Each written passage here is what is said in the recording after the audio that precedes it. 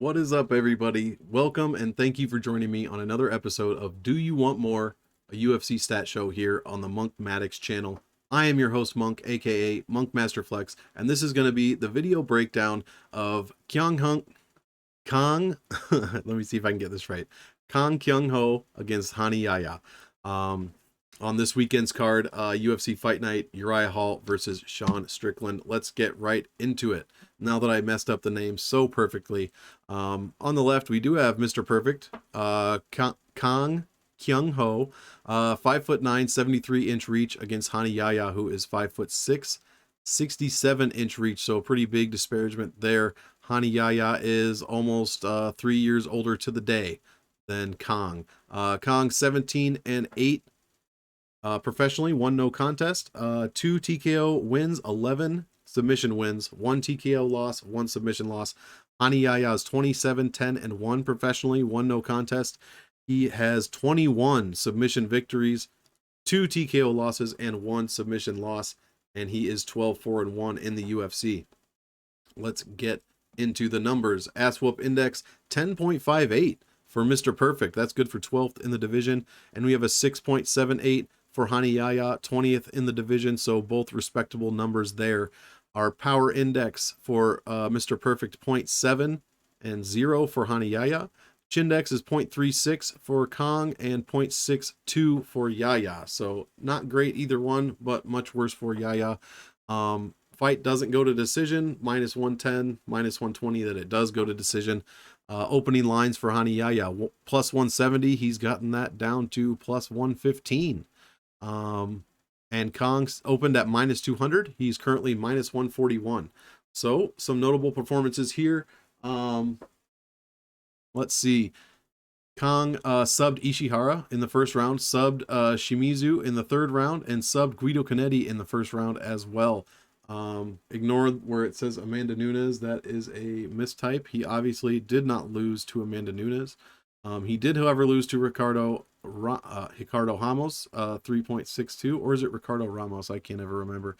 And then Alex Caceres overturned, and we'd have to look at that as to why. It's probably weed, but you never know.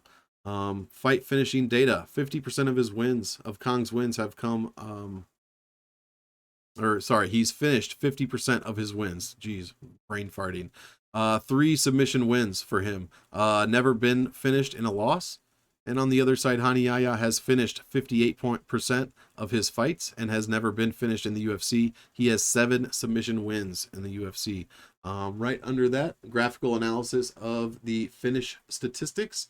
So you can kind of check that out if you want to. Striking data, let's get into it. Kang Kyung Ho, 2.52 significant strikes landed per minute at a 44% accuracy. Hani Yaya, 1.67 strikes landed per minute at a 37% accuracy. So not much volume from either one of them, but the accuracy is much better for Kang. Defense, 2.43 significant strikes landed against at a 58% defense, compared to only 1.63% strikes landed against per minute from Yaya, and at a 51% defense. So much less volume thrown at Yaya compared to Kang. And both have a positive significant strikes landed per minute differential. 0.14 for Yaya and 0.09 for Kang. Neither one of them, that's barely above 0, but importantly, it is above 0. So both with positive striking differentials there. Knockdown data: 2 knockdowns for Mr. Perfect. That puts him at 0.267 knockdowns per 15 minutes. And he's been knocked down once in his UFC career, 0.13 knockdowns against per 15 minutes. No knockdowns for Hani Yaya, and 2 knockdowns against for 0.15 knockdowns against per 15 there. So both are a bit chinny. Takedown data: 19 out of 32 landed for Kang, good for 59% accuracy. He lands 2.53 takedowns per 15 minutes. On the other side, Hani Yaya, 34% accuracy, good for 2.86 takedowns landed per 15. So a little bit more volume, takedown volume out of Yaya. Defense, 71% from Kang, and Hani Yaya, an abysmal 26% takedown defense. He's only stuffed 7 out of 27 in his career. Takedown shooting rate, pretty high for both guys, but Yaya 11.76 takedown percentage takedown shooting rate compared to 5% for Mr. Perfect. Takedown per 15 differential 1.73 takedowns for Kang compared to 1.35. So both guys definitely shooting for the takedowns there. Control time data. Mr. Perfect 46%, good for 6.92 minutes out of 15 minutes he controls. It's only been controlled 16%. On the other side, Yaya 38.52% control time. He has been controlled 28.75% of his fights, however. That is towards the lower end of the division. Get up time, 52.29 seconds for Kang. Not great, but more than doubled for Yaya. 127 seconds average get up time. Hold down time, 97 for Kang and 41 for Yaya. Control time activity rate, these guys are very similar. This stat is basically, what are you doing when you're in control? Are you laying and praying? Are you throwing clinch strikes? Are you going for takedowns, submissions, etc.? 4.06 for Kang, 3.51 for Yaya. Both of them towards the very, very bottom of the division. Submission and reversal data. Kang has thrown up 8 submissions, has been successful on 3 of them for 37.5%. Yaya has thrown up 22 submissions in his UFC fights, 32% success rate there. So neither guy has been submitted out of 7 attempts total. Submission attempt rate 1.25% for Kang, 2.33% for Yaya. A few reversals in there for both of them, and some reversals against for both of them. Pretty high numbers actually. 1.33 reversals against per 15 minutes for Kang. That is worst in the division, probably one of the worst in the UFC. So, and Yaya does have 6 reversals. Definitely a guy that knows his way around the ground, that's for sure. Advanced significant striking data. What stands out to me? Probably not much. These guys are average, if that, strikers in the UFC, at least statistically. With this number of fights, I feel comfortable saying that. The defense is decent on a couple of these occasions. Head strikes landed against per minute. He's 6th in the division. He only gets hit with 1. Yaya, that is. Only gets hit with 1 head strike per minute. I should click over here so you can see my cursor. So a few good defensive numbers here for Yaya, mostly because he likes to slow things down on the feet and tries to get the fight to the ground. But nothing's jumping out at me over on Mr. Perfect's side here either. Advanced significant striking percentages. Let's see.